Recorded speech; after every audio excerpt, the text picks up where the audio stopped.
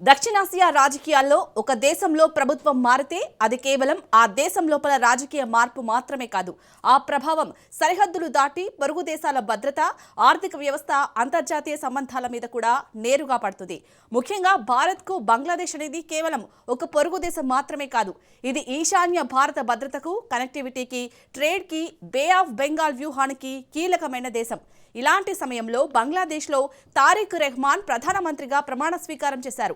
ఈ ప్రమాణం తర్వాత ఢాకా విదేశాంగ విధానం ఏ దిశలో నడుస్తుందో, భారత్తో సంబంధాలు మెరుగవుతాయా లేక ఉద్రిక్తతలు పెరుగుతాయా అన్న ప్రశ్నలు న్యూఢిల్లీలో మాత్రమే కాదు, ఇటు బీజింగ్లో, ఇస్లామాబాద్లో కూడా చర్చకు వస్తున్నాయి.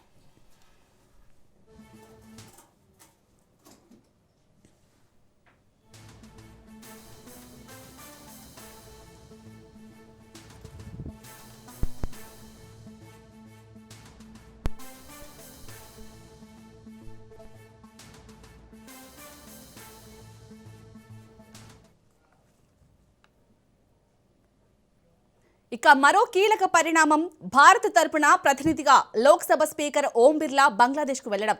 ఇది డిప్లొమసీలో ఒక స్పష్టమైన సంకేతం. ఢాకాలో ఎవరు అధికారంలో ఉన్నా భారత సంబంధాలు కొనసాగిస్తుంది అనే మెసేజ్.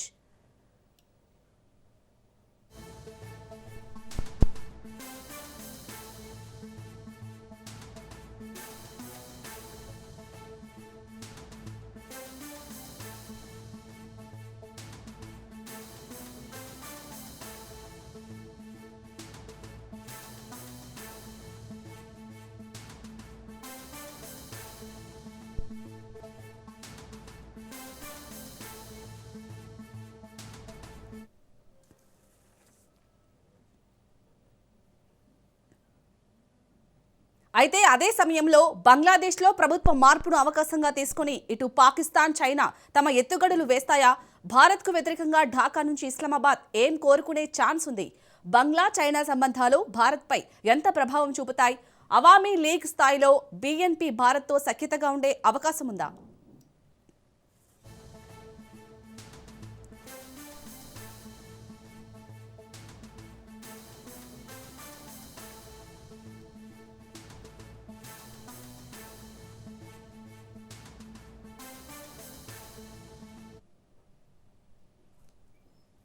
తారిక్ హీరా బంగ్లాదేశ్ కొత్త దిశ, భారత్కు కొత్త సవాళ్లు, కొత్త అవకాశాలు అనే చర్చ నడుస్తుంది. ఇక బంగ్లాదేశ్ రాజకీయాలు మారుతున్నాయి. ఇది ఢాకా లోపల ఓ పార్టీ మార్పు మాత్రమే కాదు, ఇది దక్షిణాసియాలో పవర్ బ్యాలెన్స్ను కూడా ప్రభావితం చేసే మార్పు. ముఖ్యంగా భారత్కు ఈ మార్పు ఎందుకు కీలకమంటే, భౌగోళికంగా, భద్రతాపరంగా, ఆర్థికంగా ఇటు బంగ్లాదేశ్ పాత్ర భారత్కు చాలా పెద్దది.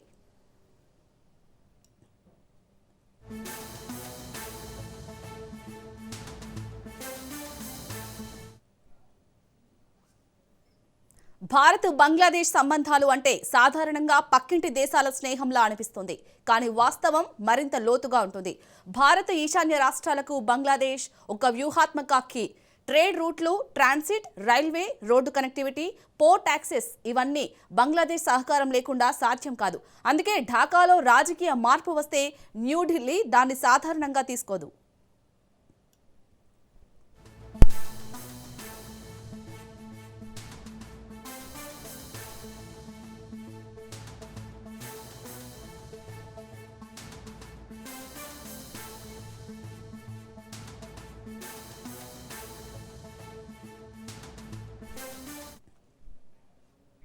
ఇక మరో కోణం భద్రత. ఈశాన్య భారతంలో స్థిరత్వం, సరిహద్దు భద్రత, స్మగ్లింగ్, అక్రమ వలసలు, ఎక్స్ట్రీమిస్ట్ నెట్వర్క్స్ ఇవన్నీ బంగ్లాదేశ్తో సమన్వయం లేకుండా కంట్రోల్ చేయడం కష్టం. అందుకే తారిక్ రెహమాన్ ప్రభుత్వం అనే మాట వినగానే భారత్లో మొదటి ప్రశ్న ఇదే: ఢాకా విదేశాంగ విధానం మారుతుందా?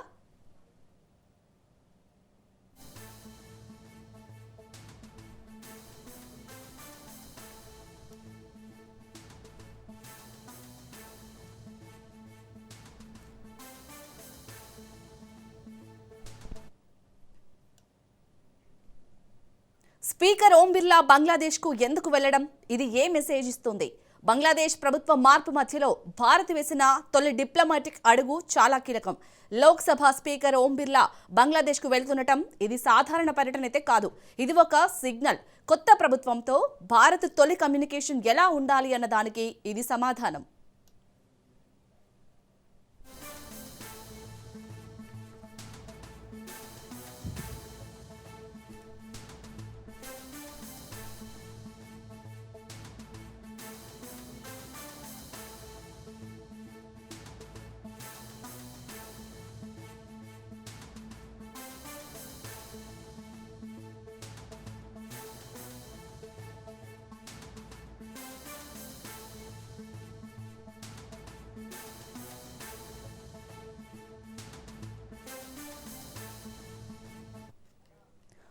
ఓం బిర్లా విజిట్ ని భారత్ ఒక సాఫ్ట్ డిప్లొమసీగా ఉపయోగిస్తుంది. ప్రభుత్వాలు మారినా దేశాల సంబంధాలు కొనసాగుతాయనే సందేశాన్ని ఇస్తుంది. అలాగే పార్లమెంటరీ స్థాయిలో సంబంధాలు బలోపేతం చేయాలనే ప్రయత్నం కూడా ఇందులో ఉంది. ఎందుకంటే ప్రభుత్వ మార్పు తర్వాత మొదటి కొన్ని రోజుల్లో ఒక దేశం ఎలాంటి టోన్లో స్పందిస్తుందో అది భవిష్యత్తు సంబంధాల మీద ప్రభావం చూపుతోంది.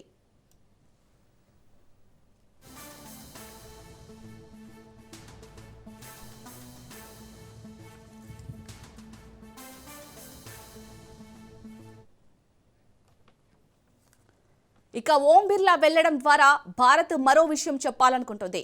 బంగ్లాదేశ్లో ఎవరు అధికారంలో ఉన్నా భారత్ తన వ్యూహాత్మక ప్రయోజనాలను వదలదు. అదే సమయంలో సంబంధాలు చల్లబడకుండా చూడటం, కొత్త ప్రభుత్వాన్ని దూరం కాకుండా పట్టుకోవడం కూడా ఈ విజిట్ వెనుక ఉన్న అసలు ఉద్దేశం.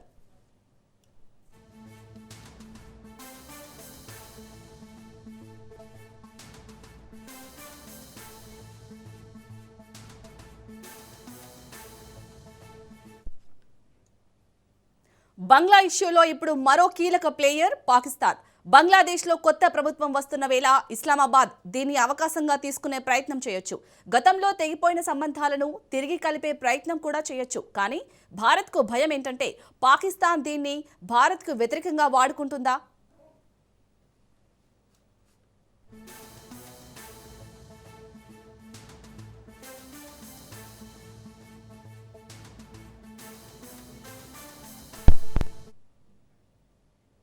పాకిస్తాన్ బంగ్లాదేశ్ను ఎప్పుడూ ఒక వ్యూహాత్మక ప్లేయర్గా చూస్తుంది. ముఖ్యంగా భారత్కు వ్యతిరేకంగా దక్షిణాసియాలో ఒక కొత్త రాజకీయ స్పేస్ తెరవాలనే ప్రయత్నం చేయొచ్చు. ఇక్కడే పాకిస్తాన్ కోరుకునే అంశాలు మూడు రకాలుగా ఉండే అవకాశం కనిపిస్తోంది.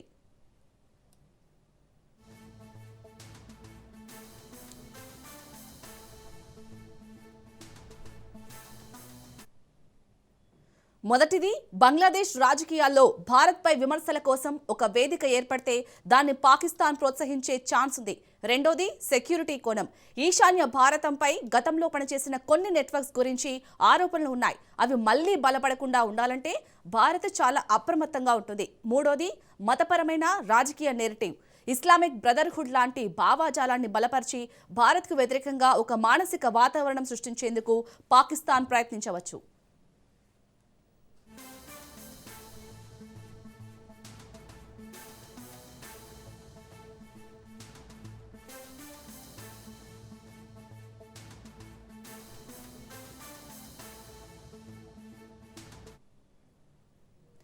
అంటే తారీఖ్ ప్రభుత్వం ఏర్పడిన వెంటనే పాకిస్తాన్ ఢాకాతో దగ్గర కావాలని కోరుకుంటుంది. కానీ అది బంగ్లా ప్రయోజనం కంటే భారత్కు వ్యతిరేక ప్రయోజనం కోణంలో జరిగితే అది న్యూఢిల్లీకి రెడ్ అలర్ట్.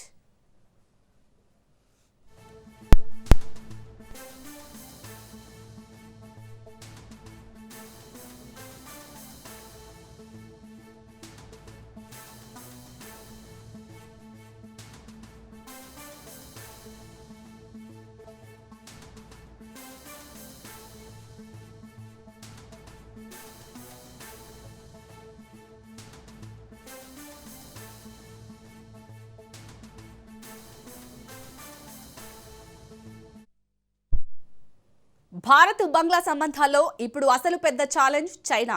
బంగ్లాదేశ్లో చైనా ఇప్పటికే భారీగా పెట్టుబడులు పెట్టింది. పోర్టులు, రోడ్లు, బ్రిడ్జ్లు, పవర్ ప్రాజెక్టులు, చైనా డబ్బు, చైనా ఇన్ఫ్రా అక్కడ చాలా బలంగా ఉంది. తారిక్ రెహమాన్ ప్రభుత్వం వస్తే ఈ బంధం మరింత పెరుగుతుందా అనే భారత్కు కీలక ప్రశ్న.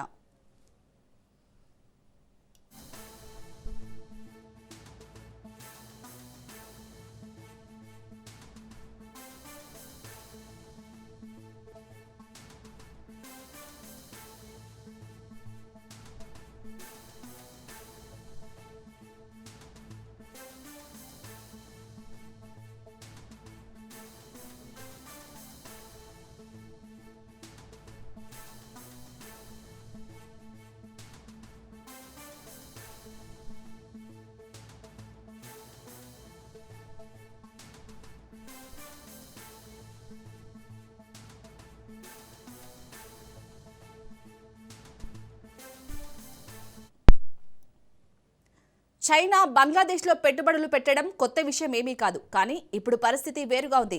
ఎందుకంటే బే ఆఫ్ బెంగాల్లో వ్యూహాత్మక పోటీ పెరుగుతుంది. చైనా తన ఇండో పసిఫిక్ గేమ్లో బంగ్లాదేశ్ను కీలకంగా మార్చాలని చూస్తుంది. ఇక్కడ భారత్కు ప్రమాదం ఏంటంటే చైనా పెట్టుబడులు కేవలం ఎకనామిక్గా కాకుండా భవిష్యత్తులో సెక్యూరిటీ కోణంలో కూడా మారే అవకాశం ఉంది.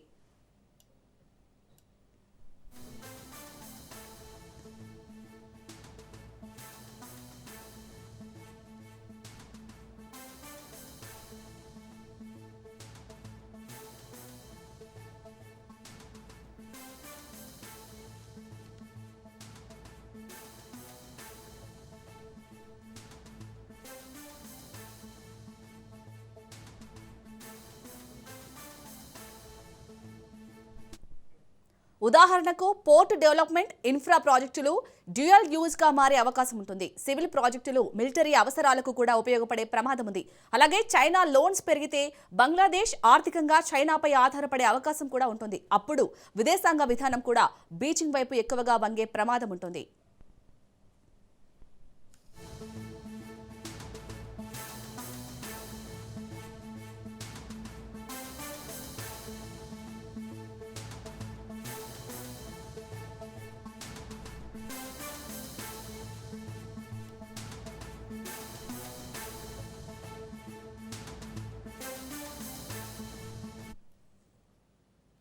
ఇది భారత్కు కేవలం రాజకీయ సమస్య కాదు. ఇది భద్రత, సముద్ర వ్యూహం, బే ఆఫ్ బెంగాల్ కంట్రోల్ అన్నింటితో ముడిపడిన పెద్ద ఛాలెంజ్.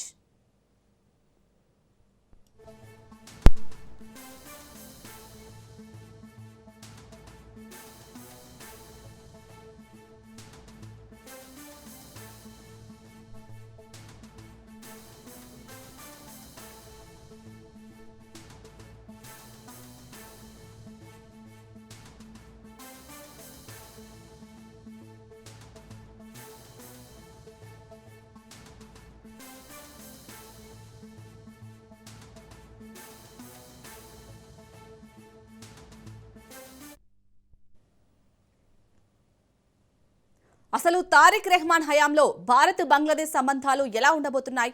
అవామీ లీగ్ స్థాయిలో బీఎన్పీ భారత్తో సఖ్యతగా ఉండగలదా? హసీనా, ఖలీదా జియా వంటి పెద్ద లీడర్లు లేకుండా కొత్తగా సంబంధాలు మెరుగుపడే అవకాశాలు ఉన్నాయా, లేక తెగిపోయే ప్రమాదాలు ఉన్నాయా?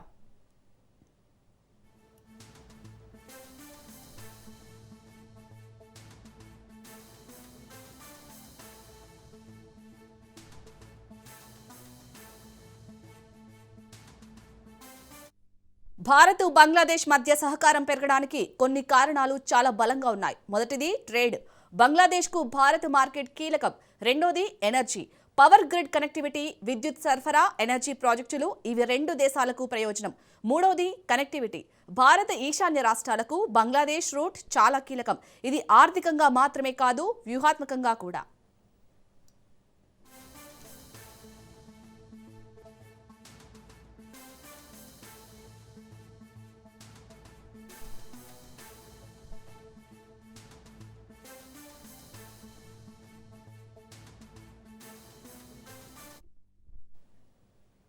అయితే ఇదే సమయంలో ఉద్రిక్తతలు చెలరేగే అంశాలు కూడా ఉన్నాయి. సరిహద్దు ఘటనలు, బోర్డర్ కిల్లింగ్స్, అక్రమ వలసల అంశం, తీస్తా నీటి ఒప్పందం, మైనార్టీల భద్రత ఇవి చాలా సెన్సిటివ్.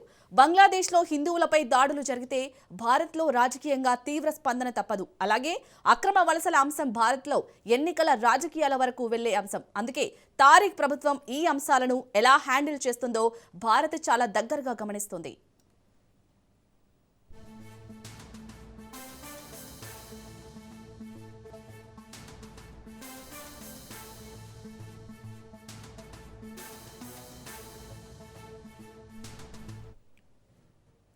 ఇప్పుడు బీఎన్పీ అవామీ లీగ్ స్థాయిలో భారత్తో సఖ్యతగా ఉంటుందా అన్న ప్రశ్నకు వస్తే రాజకీయంగా బీఎన్పీకి భారత్తో సంబంధాలు కొనసాగించాల్సిన అవసరం ఉంది. కానీ అవామీ లీగ్ స్థాయిలో ట్రస్ట్ రావడం తక్షణంలో కష్టం. ఎందుకంటే గతంలో అవామీ లీగ్ హయాంలో భారత్తో సెక్యూరిటీ కోఆపరేషన్ చాలా బలంగా ఉంది.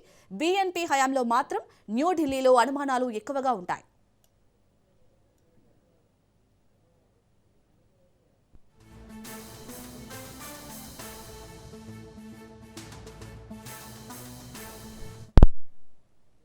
ఇక అమెరికా పాత్ర. అమెరికా బంగ్లాదేశ్ను చూస్తుంది. ప్రధానంగా చైనాను కంటైన్ చేయడానికి ఇండో పసిఫిక్ వ్యూహంలో భాగంగా, అలాగే ప్రజాస్వామ్యం, హ్యూమన్ రైట్స్ అజెండాతో భారత్ మాత్రం కోరేది స్థిరత్వం, భద్రత, కనెక్టివిటీ. అందుకే తారిక్ ప్రభుత్వం వచ్చిన తర్వాత ఢాకా, న్యూఢిల్లీ, వాషింగ్టన్ మధ్య కొత్త సమీకరణాలు ఏర్పడే అవకాశం ఉంది.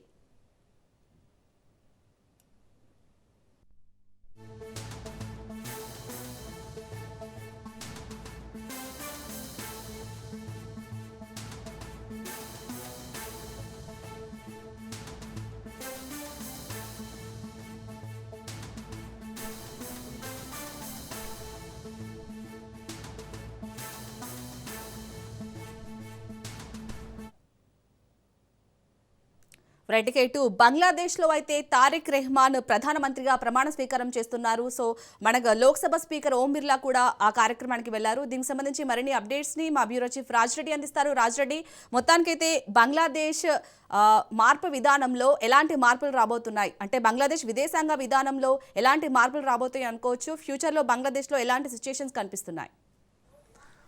బంగ్లాదేశ్లో కొత్త ప్రభుత్వం ఏర్పడింది. ప్రమాణ స్వీకారం కూడా తారిక్ రెహమాన్ చేశాడు. బిఎన్పి పార్టీగా ఉన్నటువంటి బంగ్లాదేశ్లో అధికారంలోకి వచ్చింది. 300 పార్లమెంట్ సీట్లకు గాను 209 సీట్లు బిఎన్పి పార్టీ కైవసం చేసుకుంది. అందులో భాగంగా తారిక్ రెహమాన్ ఈరోజు ప్రమాణ స్వీకారం కూడా చేశారు. అయితే భారతదేశం నుంచి లోక్సభ స్పీకర్ ఓం బిర్లా ఆ ప్రమాణ స్వీకారం కూడా వెళ్ళాడు. అయితే ఇరు దేశాలకు సంబంధించినటువంటి అంశాలకు ఇప్పటి వరకైతే ప్రాధాన్యత ఉన్నట్టే కనిపిస్తూ ఉంది. ఎందుకంటే ఇప్పటికే తారిక్ రెహమాన్కి భారతదేశ ప్రధానమంత్రి నరేంద్ర మోడీ ఫోన్ చేసి శుభాకాంక్షలు చెప్పాడు. అంతేకాకుండా తారిక్ రెహమాన్ కూడా భారతదేశంలో గతంలో ఎలాంటి సంబంధాలు కొనసాగాయో ఇప్పుడు కూడా అలాంటి సంబంధాలే కొనసాగుతాయి. విదేశీ వ్యవహారాల విషయంలో ఏమాత్రం కూడా గతంలో ఎలా కొనసాగించామో ఇప్పుడు కూడా అలాగే కొనసాగిస్తామనేది కూడా చెప్పారు. ఈ యొక్క నేపథ్యంలో ఇరు దేశాల మధ్య మంచి సాంప్రదాయం ఉండే విధంగా, వ్యవస్థ ఉండే విధంగానే ఓం బిర్లాను అక్కడికి భారత ప్రభుత్వం నుంచి ఒక స్పీకర్గా వెళ్ళారు.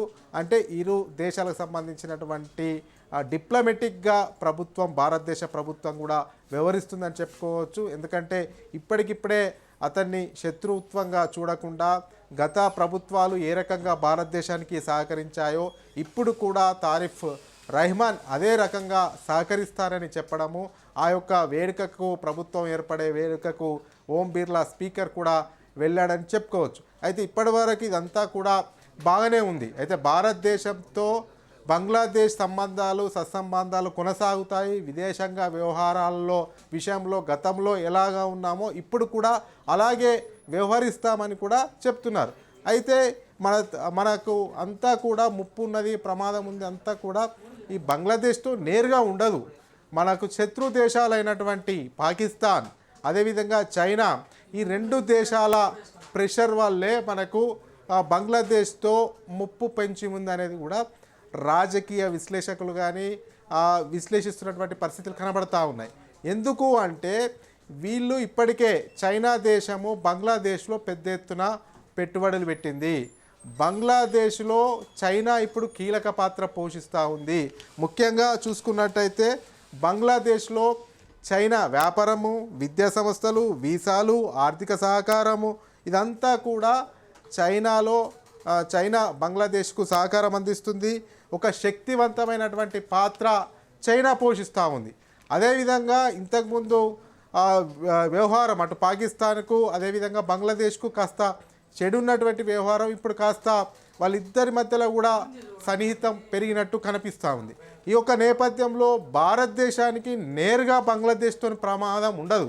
కానీ ఈ 2 దేశాలు ఏవైతే ఉంటాయో ఈ 2 దేశాలు బంగ్లాదేశ్ మీద అవకాశం కోసం చూస్తేనో లేకపోతే ఒత్తిడి పెడితేనో భారతదేశం పైన వాళ్ళు భారతదేశానికి నష్టం చేకూర్చే అలవాటుగా మార్చుకునే అవకాశం అయితే ఉంటుంది.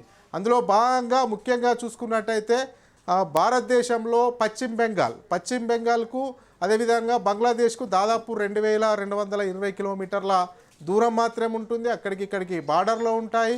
అంతేకాకుండా అక్కడ వలసలు ఉంటాయి, చొరబాట్లు ఉంటాయి, అక్కడ నుండే ఇవన్నీ జరుగుతూ ఉంటాయి. ఎట్ ఏ టైం బంగ్లాదేశ్ కూడా ఇదంతా కూడా మన పశ్చిమ బెంగాల్ నుంచో వాణిజ్య కేంద్రం కూడా వారికి ఉంటుంది. అయితే ఈ యొక్క నేపథ్యంలో ఒకవేళ ఇటు బంగ్లాదేశ్ కానీ బంగ్లాదేశ్కు ఇటు పాకిస్తాన్ కానీ ఇటు చైనా కానీ వాళ్ళ ప్రయోజనాల కొటికి ఒత్తిడి తెస్తే, ఎందుకు అంటే భారతదేశానికి వ్యతిరేకంగా బంగ్లాదేశ్ వేదికగా ఏదన్నా కార్యక్రమాలు చేయాలన్నా ఏదన్నా ప్రోగ్రాం తీసుకోవాలన్నా కానీ ముందుండే దేశాలు ఈ రెండు దేశాలే, పాకిస్తాన్ అండ్ చైనా. అదేవిధంగా ఈ చైనా దేశము అదేవిధంగా పాకిస్తాన్ మతపరమైనటువంటి అంశాలను కూడా రెచ్చగొట్టే అవకాశం ఉంటుంది. ఇదంతా కూడా అటుపెట్టి ఇటుపెట్టి భారతదేశం మీద ఉసిగొల్పే అవకాశాలు అయితే ఎక్కువగా కనిపిస్తున్నాయని చెప్పుకోవచ్చు. ముఖ్యంగా చూసుకున్నట్టయితే ఈ బంగ్లాదేశ్ నుంచి మన పశ్చిమ బెంగాల్ అంటే ఇండియాకు చొరబడడానికి ఎక్కువ ఆస్కారము పశ్చిమ బెంగాల్ నుంచోలే ఇండియాకు చొరబడడానికి ఆస్కారం ఉంటుంది. అక్రమ వలసలు కానీ స్మగ్లింగ్ కానీ అదేవిధంగా కౌలుదారులు సరిహద్దుల్లో ఇవన్నీ కూడా ఈ సరిహద్దుల్లో చెక్ పోస్టులు అవన్నీ కూడా అక్రమ మార్గంగా పెద్ద ఎత్తున చొరబడడానికి వెసులుబాటు అయితే ఉంటుంది. అంతేకాకుండా ఇప్పటికే పెద్ద ఎత్తున భారతదేశంలో ఈ యొక్క పశ్చిమ బెంగాల్లో మమతా బెనర్జీ ఉంది, దేశంలోనేమో కేంద్రంలోనే అధికారంలో నరేంద్ర మోడీ ఉన్నారు. వీళ్ళిద్దరి మధ్యలో పచ్చగడ్డి వేస్తే బగ్గుమంటుంది. ఇదంతా సున్నితమైన అంశం. ఎందుకంటే ఎక్కువగా వేరే దేశాల నుంచి వలసలు వస్తున్నారు, మైనార్టీలు పెరుగుతూ ఉన్నారు, ఓటు హక్కులు పెరుగుతూ ఉన్నాయని ఇదంతా కూడా రాజకీయంగా మళ్ళీ ప్రెషర్ తేవడానికి, రాజకీయంగా ఒత్తిడి తేవడానికి ఇదంతా కూడా సున్నితమైన అంశంగా మారి రాజకీయ చర్చగా మారే అవకాశాలు అయితే కనబడుతూ ఉన్నాయి. ముఖ్యంగా ఈ అక్రమ వలసలు పెరిగితే అంటే పశ్చిమ బెంగాల్ నుంచి ఈ అక్రమ వలసలు వెలగాలి. ఈ పెరిగిన తర్వాత ఈ అక్రమ వలసలు పెరిగితే ఏకంగా ఎన్నికల్లో కూడా ఎజెండాగా మారే అవకాశాలు అయితే స్పష్టంగా కనబడుతున్నాయి. ముఖ్యంగా చూసుకున్నట్టయితే ఇప్పటి వరకు బంగ్లాదేశ్ కొత్త ప్రధానమంత్రి తారిక్ రెహమాన్ భారతదేశంతో గతంలో ఎలాంటి వాణిజ్య ఒప్పందాలు కానీ విదేశీ వ్యవహారం కానీ ఎలా ఉన్నాయో అలాగనే కొనసాగిస్తామని కూడా స్పష్టం చేస్తుండు. ఎందుకంటే అతనికి కూడా భారతదేశానికి సంబంధించి ముఖ్యమైనటువంటి కీలకమైనటువంటి ట్రేడ్ డీల్స్ చేసే అవకాశాలు కూడా ఉన్నాయి. ముఖ్యంగా చూసుకున్నట్టయితే భారతదేశం బంగ్లాదేశ్కు మార్కెటింగ్గా కీలకంగా మారబోతుంది. ఎందుకంటే ఎనర్జీ పవర్ గ్రిడ్ కానీ కనెక్టివిటీ కానీ అదేవిధంగా విద్యుత్ సరఫరా కానీ ఎనర్జీ ప్రాజెక్టులు కానీ భారతదేశం ఈశాన్య రాష్ట్రాలకు బంగ్లాదేశ్ రూట్ కీలకం కాబోతుంది. ఇవన్నీ కూడా దృష్టిలో పెట్టుకొని మేము బాగానే ఉంటామని చెప్తున్నారు. కానీ గతం ప్రభుత్వము అవామీ లీగ్తో ఉన్నటువంటి సంబంధాలు ఇప్పుడు ఈ కొత్త ప్రభుత్వానికి ఉంటాయా అనేది కూడా ఒక పెద్ద క్వశ్చన్ మార్క్గా కనబడుతుంది. ఈ క్వశ్చన్ మార్క్ గల కారణాలు ఏంటి అంటే బంగ్లాదేశ్లో చైనా పెద్ద ఎత్తున పెట్టుబడులు పెట్టడము, అక్కడ ఈ యొక్క పారిశ్రామిక విధానాన్ని కానీ వాణిజ్య విధానాన్ని కానీ అన్నిటినీ ప్రోత్సహించడము. బంగ్లాదేశ్లో ఇప్పుడు చైనానే కీలకంగా పోతుంది. ఇదంతా కూడా ఆర్థిక వనరుల విషయంలో కూడా ఈ యొక్క నేపథ్యంలో చైనా కనుక అక్కడ బంగ్లాదేశ్ మీద గ్రిప్ సాధించిన, అదేవిధంగా పాకిస్తాన్ ఇప్పుడు ఈ మధ్యకాలంలో క్లోజ్నెస్ బంగ్లాదేశ్తో పెంచుకుంటుంది. వాళ్ళు కనుక కూడా అక్కడ బంగ్లాదేశ్ను ఈ చైనా బంగ్లాదేశ్ కలిసి పనిచేస్తే, ఈ కలిసి ఒత్తిడి చేస్తే ఖచ్చితంగా భారతదేశానికి బంగ్లాదేశ్ కూడా గత ప్రభుత్వాల్లాగా అనుకూలంగా ఉండకపోవచ్చు. ఎందుకంటే ఇప్పుడు చైనా చేతిలో మొత్తము ఈ బంగ్లాదేశ్లో ఉన్నటువంటి ప్రభుత్వం నడుస్తుంది కాబట్టి అంత అనుకూలంగా ఉండకపోవచ్చు. తద్వారా ఈ యొక్క నిర్ణయాలు ఏమన్నా కఠినంగా తీసుకున్నా ఏమన్నా జటిలమైనా కానీ ఈ భారతదేశంలో ఉన్నటువంటి ముఖ్యంగా పశ్చిమ బెంగాల్ సరిహద్దుల్లో మన దేశం కూడా సెక్యూరిటీని ఎక్కువగా పెంచుకునే అవకాశాలు అయితే కనబడుతున్నాయి. మొత్తానికైతే లోక్సభ స్పీకర్ ఓం బిర్లా అక్కడికి వెళ్ళిన తర్వాత అక్కడ ఉన్నటువంటి దౌత్యపరంగా కానీ ఇప్పుడు ఇరు దేశాల మధ్యలో ఉన్నటువంటి సంబంధాలు కానీ ఇదంతా కూడా మంచిగానే కొనసాగుతాయి అనేది కూడా ఇండియా నుంచి ఓం బిర్లాను పంపించడము, అదేవిధంగా అక్కడ ఉన్నటువంటి ప్రధానమంత్రి భారతదేశంతో సఖ్యత సంబంధాలు కొనసాగుతాయని చెప్పడము ఇదంతా మంచి పరిణామమే. కానీ రానున్న రోజుల్లో ఈ చైనా పాకిస్తాన్ ప్రెషర్కు కొత్తగా బంగ్లాదేశ్లో ఏర్పడిన బిఎన్ఎఫ్ ప్రభుత్వం ఎలాంటి అడుగులు వేస్తుందో అనేది ఆసక్తికరంగా మారబోతుందని చెప్పుకోవచ్చు శాలిని. రాజరెడ్డి, అలాగే ఇప్పుడు బంగ్లాదేశ్లో ఈ ప్రభుత్వ మార్పు వల్ల భారత్కి ఏదైనా నష్టం వాటిల్లితే ఢిల్లీ స్ట్రాటజీ ఎలా ఉండబోతుంది అనుకోవచ్చు?